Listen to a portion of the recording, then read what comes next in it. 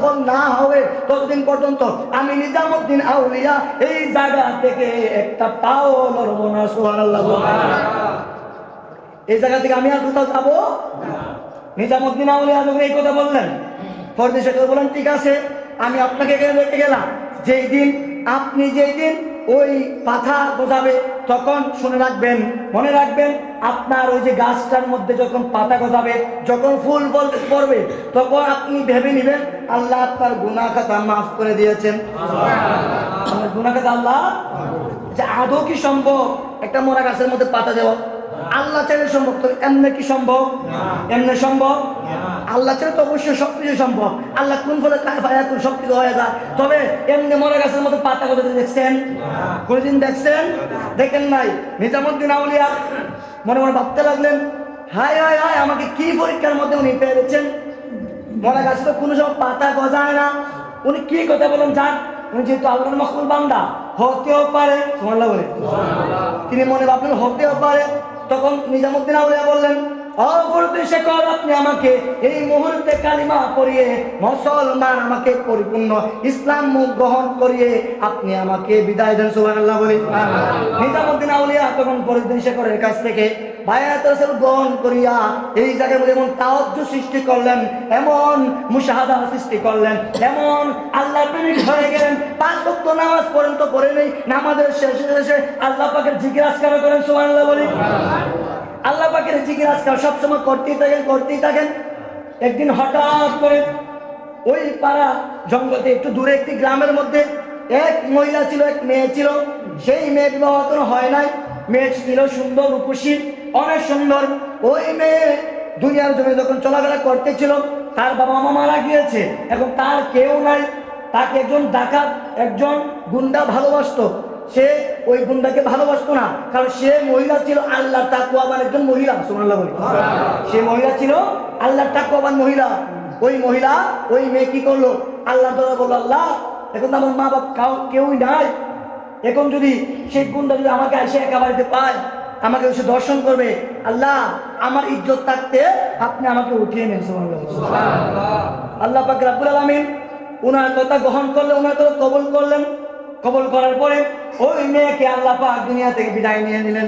নিয়ে নেওয়ার পরে গ্রামবাসী তাকে দাফন যায় নামাজ পড়ার পরে কাফন দাফন করে ওরা যখন চলে গিয়েছে, রাত্রে সেই গুন্ডা চলে আসছে।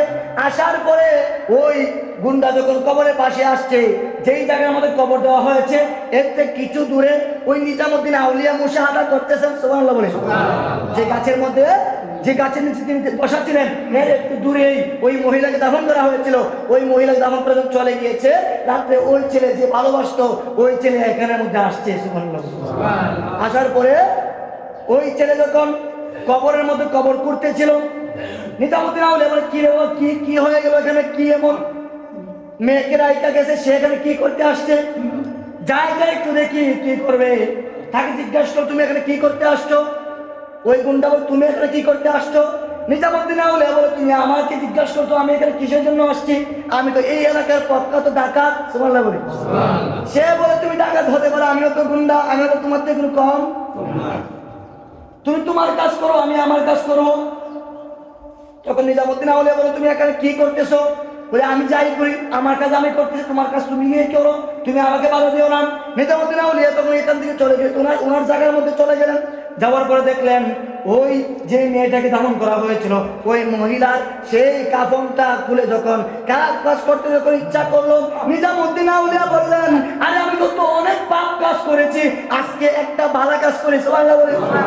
আমি জীবন মানুষদেরকে, অনেক মানুষকে হত্যা করেছি, আমি আজকে নিজামুদ্দিন আউলিয়া ওই সেই পাপিষ্ঠ লোক, এমন খারাপ লোক আমি আমার জীবনেও দেখি নাই, যে লাশের সাথে খারাপ কাজ করতে চায়। সে যখন খারাপ কাজে ইচ্ছা করলো, নিজামুদ্দিন আউলিয়া ওই তার হাতে একটা কোদাল ছিল, ওই কোদাল দিয়ে ওই পাপিষ্ঠ লোককে জাহান্নামে পাঠিয়েছে। সুবহানাল্লাহ বলি।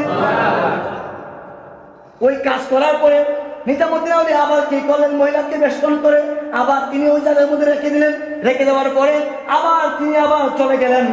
আগে তো গাছের দিকে তাকাইতেন, গাছে পাতা গজায় কিনা, ফুল দেয় কিনা। এখন যেহেতু হুজুর উনার পিসাবে বলে দেওয়ার পরে যখন খুন করছে, খুন ভালো না খারাপ? কোন ধারণা খারাপ? যেহেতু খারাপ কাজ করছে ওনার মনে, এখন তো ভয় পেয়ে আর গাছেও তাকায় না। সুবহানাল্লাহ বলে। আগে তো 99 খুন করেছে, উনার পিছনে মুসলমান বানিয়েছে, আল্লাহ মাফ করতে পারে এই আশায় উনি গাছের দিকে তাকায়। এখন তো আবার আরেকটা খুন করেছে, ওয়াদাবদ্ধ হওয়ার পর আরেকটা কি করেছে? খুন করেছে।